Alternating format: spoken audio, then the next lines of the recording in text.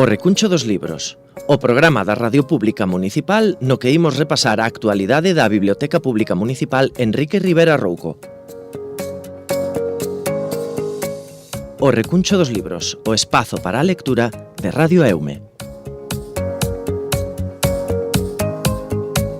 Ola, que tal? Son Pepe Capelán e douvos a benvida un programa máis ao Recuncho dos Libros, o espazo cultural de Radio Eume no que falamos de libros e de cultura coa responsable da Biblioteca Pública Municipal Enrique Rivera Rouco, Anabel Alonso. Que tal, Anabel? Benvida un programa máis ao Recuncho dos Libros. Ola, bo día.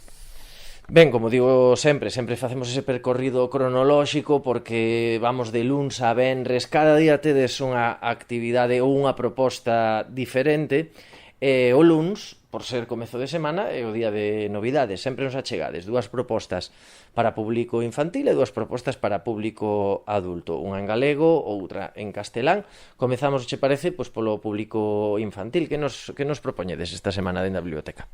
Pois propoñemos vos en castelán un libro de Anuk Tola, que é o pseudónimo da escritora Ángela Sangman Francis, que se chama A vida secreta das sirenas. É un libro moi curioso porque é aparentemente un libro de materia. Trata as sirenas como se as sirenas foran reais. E entonces vai explicando, digamos, todas as características. A autora se presenta como sirenóloga, o sea, e vai explicando como todas as características das sirenas, pues, o seu aspecto físico, pero tamén a vida, as sirenas máis coñecidas no mundo a través de tal, e en todo momento o fai como se estuvera falando de unha cuestión real.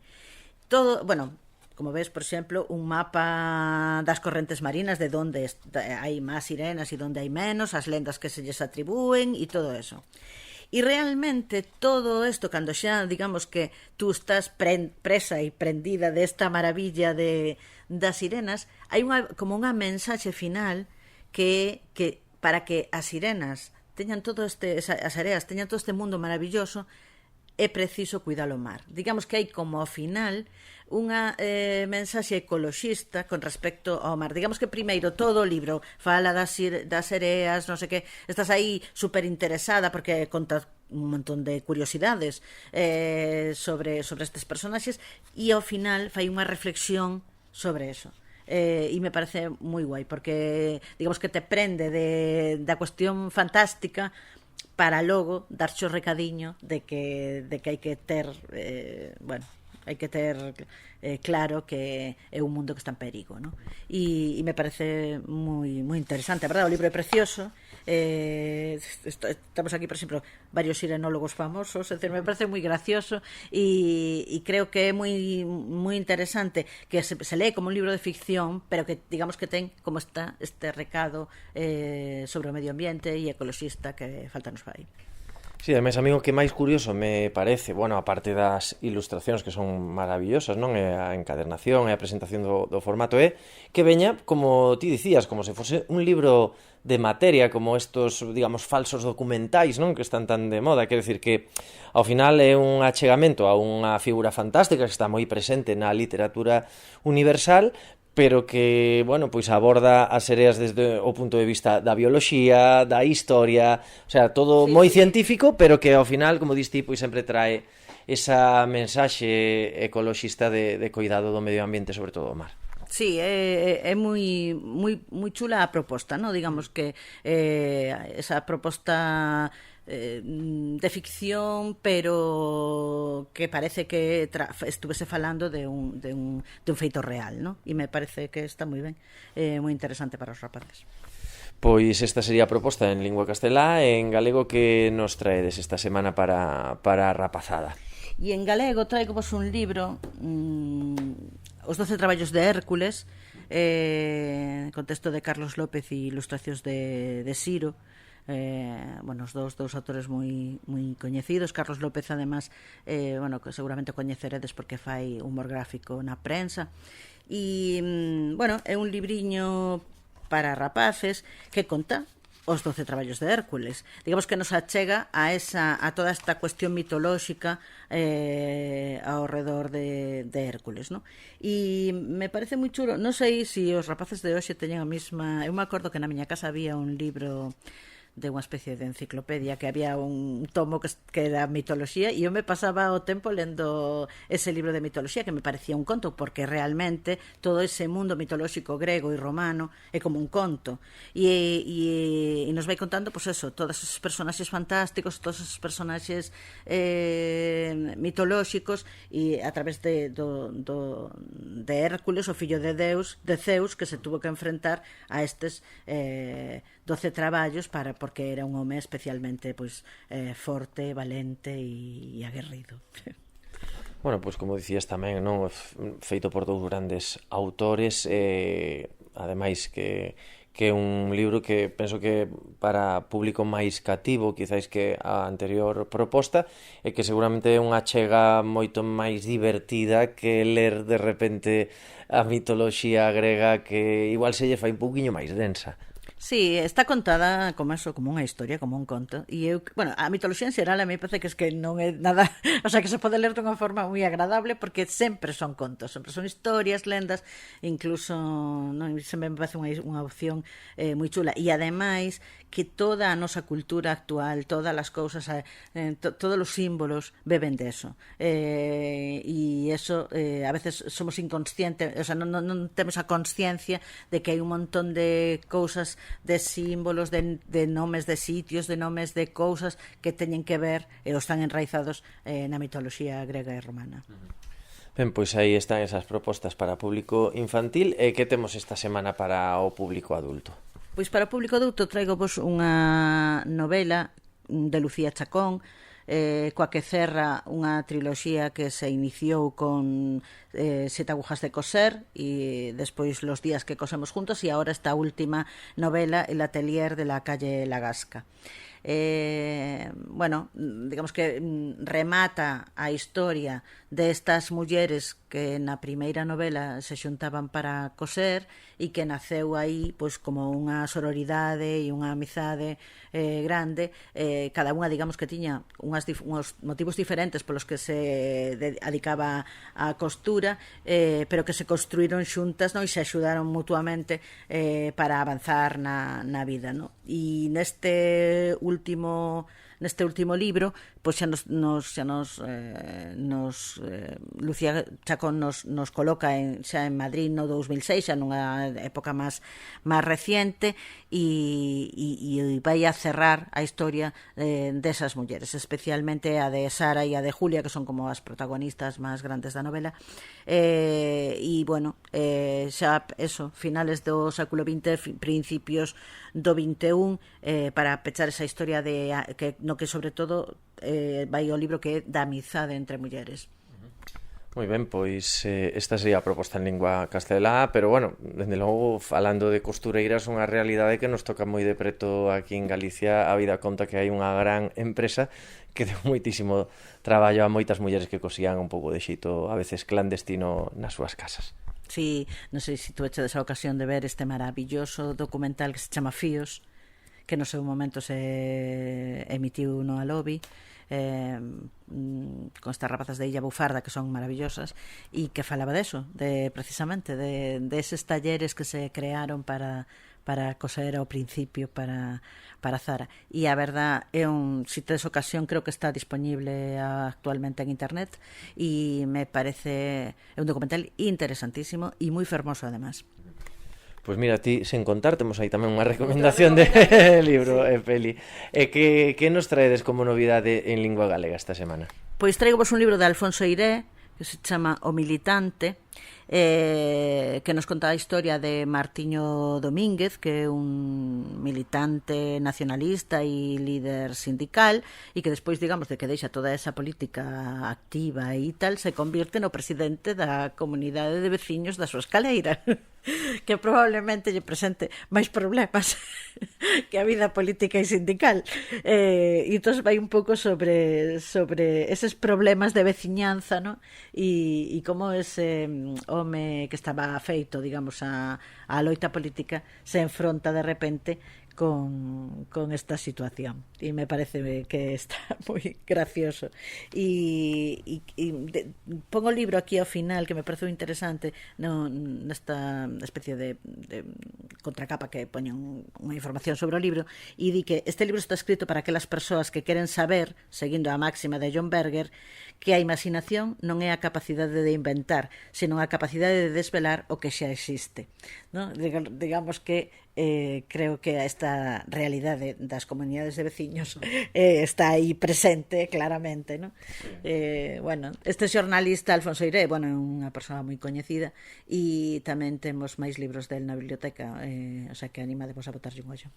Bueno, de logo a proposta parece bastante interesante e divertida, sobre todo para todos aqueles que tivemos a sorte ou a desgraza de ter que presidir algunha comunidade de veciños, que ademais volvemos outra vez as recomendacións audiovisuais, tantos e tantos éxitos lle deu a unhas producións que eu penso que en España todo o mundo coñece, que teñen que ver coas comunidades de veciños. Bueno, continuamos, se che parece, percorrendo a semana, pasamos ao martes de cómic.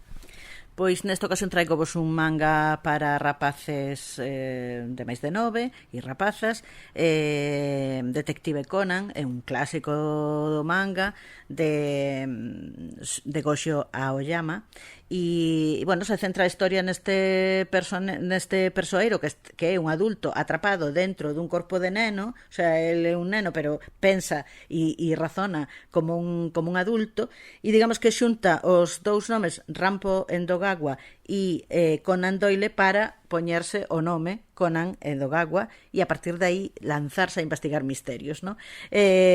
Bueno, foi un éxito arrollador, empezou a publicarse no 94 e hai películas de anime sobre el, hai series de televisión e hai un montón de libros sobre o Detective Conan.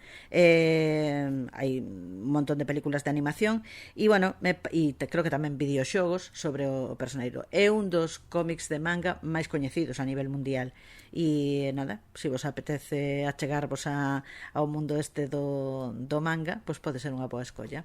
Sí, ademais, bueno, precisamente tamén grazas a nova aplicación para televisións da Televisión de Galicia no Xabrín Club, está disponible no catálogo tamén Detective Conan, podese ver na Guedúas de madrugada os seus capítulos. A min constame que rapaces que agora teñen 20 e pico anos fixeron a súa primeira chega ao mundo da animación como espectadores grazas a Detective Conan, igual que, por exemplo, pues, da miña xeración o fixemos coas bolas máxicas, que decir, sí, que é unha icona agora mesmo Detective Conan para toda unha xeración de rapaces e rapazas. Sí, igual que cando empezou eso, Dragon Ball, que estaba todo o mundo aí atendendo, ou Oliver e Benji no seu momento, ¿no? Son destas series que nos veñen de Xapón, que causan adeptos. Bueno, pois, dende logo, unha proposta tamén diferente, pero, bueno, histórica en canto ao que é o cómico ou a banda deseñada. Continuamos percorrendo ese calendario esa semana, pasamos ao mércores, que é o día da poesía, o mércores de entreversos.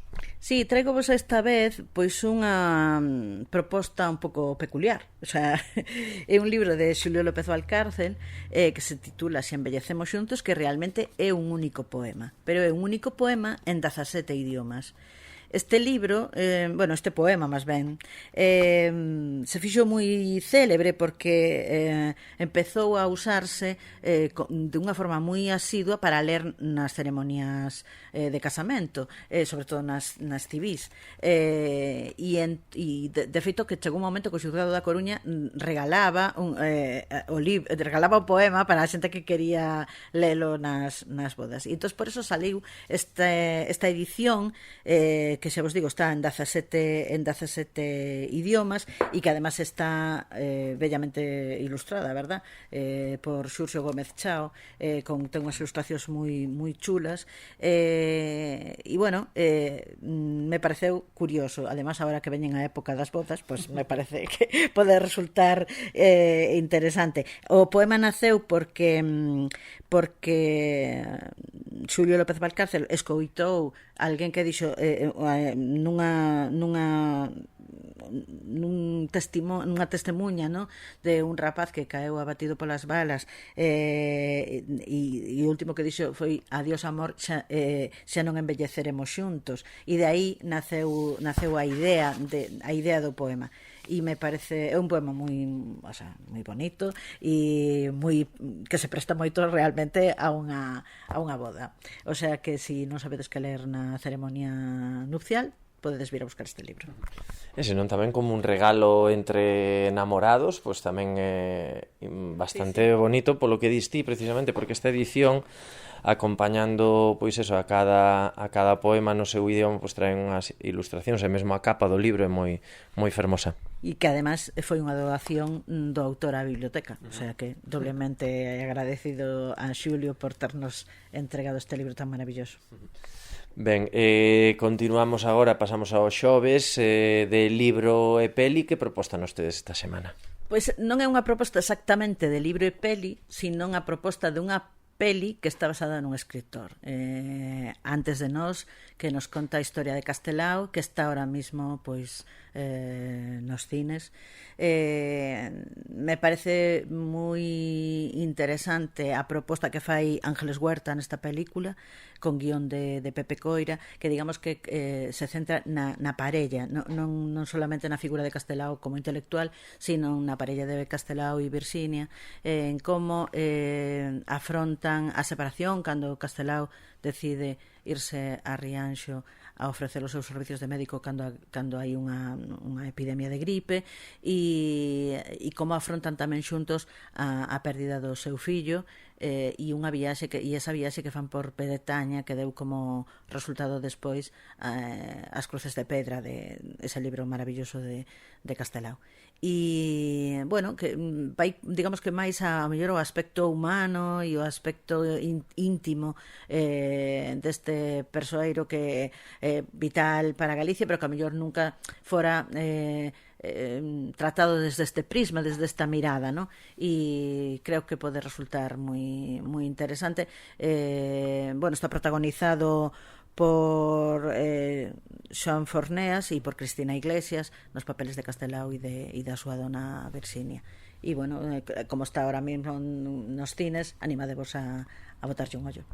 Sí, de feito, fago memoria, creo que xa comentamos esta peli en algunha ocasión, non sei se no programa ou logo nas conversas que a veces mantemos unha vez rematamos a grabación, pero sí que comentábamos que, dende logo, é unha proposta diferente que serve para chegarnos á figura de Castelao, pero dende outro prisma, porque sí que coñecemos a súa obra, pois xa simplemente porque aquí nos estudos obrigatorios na ESO ou no bacharelato xa, digamos, nos achegamos a súa obra a través das asignaturas de lingua e literatura galega, pero a súa figura, a parte de Castelao como médico ou como, bueno, pois como marido, tamén coñecer a figura da súa muller, que tamén tan importante foi, pero que históricamente tampouco se lle deu relevancia, pois ao final este tipo de obras serven para ver dende outro prisma, e que tamén fago memoria e creo que debe ser unha das poucas aproximacións que se fai á figura de Castelao dende o cine. Sí, é que creo que o comentamos, que non é un persoeiro moi levado ao cine, nin a obra nin el, no? E é unha lástima porque hai moito de interés aí. E sí que creo que además axuda como a humanizar o personaxe e non telo tanto dentro do terreo do mito, no? E de que a veces eso pois tampouco lle fai moito favor aos persoeiros históricos. Pois aí queda esta recomendación, que ademais é doblemente interesante porque tamén hai que apostar polo audiovisual e polo cinema galego, e tendo aí dous compañeiros como Xoan Forneas e Cris Iglesias protagonizando esta película, pois sempre é un gusto. Xa chegamos ao venres no que imos falar dese autor do mes que xa presentábamos no programa anterior, que é o que nos podes contar esta semana sobre Ian McEwan? Pois nada, solamente falarvos das súas adaptacións ao cine que fixeron sobre a película, sobre as novelas que tuvo bastante sorte. Ian McEwan primeiro se adaptou moito ao cine, hai moitas películas baseadas en novelas súas, polo tanto a súa conta corrente debe estar moi saneada, e ademais hai algunhas de bastante calidade. Bueno, como falábamos na semana anterior, Expiación é unha das máis coñecidas, que creo que no seu momento pues, tuvo moitos éxitos, digamos, de premios, que estaba protagonizada por Keira Knightley e James McAvoy e dirixida por Joy Wright, que dirixiu tamén Orgullo e Prejuicio. É unha obra moi... A película está moi ben e a novela é maravillosa. Pero despois hai outras adaptacións ao cine que tamén tuveron bastante repercusión. Por exemplo, Chesil Beach, que se titulou en castelán En la playa de Chesil, é unha adaptación tamén moi interesante. A min particularmente tamén me gustou moito Veredicto, que está basado en La lei del menor, que a protagonista é Emma Thompson, e tamén é unha novela a novela me encantou, pero despois a película non me decepcionou en absoluto, creo que está moi ben tamén. El intruso, que protagoniza Daniel Craig.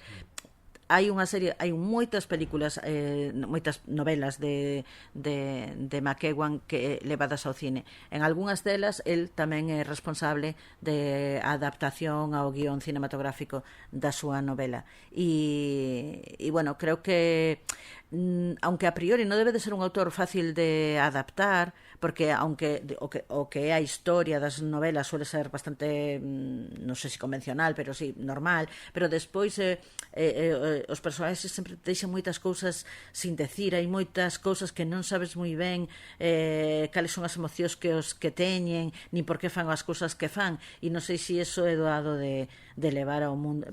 Creo que como actor debe ser maravilloso ter que enfrontarse a un personaxe de McEwan, porque son todos personaxes super interesantes e con moitas dobleces e con moitos puntos distintos, moitos prismas, moitas maneras de miralos, non son personaxes para nada planos, e entón me imagino que para un actor eso debe de ser pois algo maravilloso. Bueno, ademais que está falando, claro, de grandes intérpretes que levaron ao cinema estas novelas. Me imagino que para él, claro, pues un orgullo como escritor que se plasme en audiovisual e logo, como diste, pois unha conta corrente bastante saneada. Temos tamén esta semana, como sempre, os venres, unha mención especial a algunha obra que teña que ver coa nosa vila ou coa nosa comarca. Pois si, traigo vos a colección de relatos de Charo Cuba, A vinganza das raíces cuadradas, que, claro, que tamén son fan, total. Son unha serie de relatos sobre persoas migrantes, tanto personaxes galegos que foron, que emigraron, como persoas que están agora no noso país e que veñen de outras procedencias.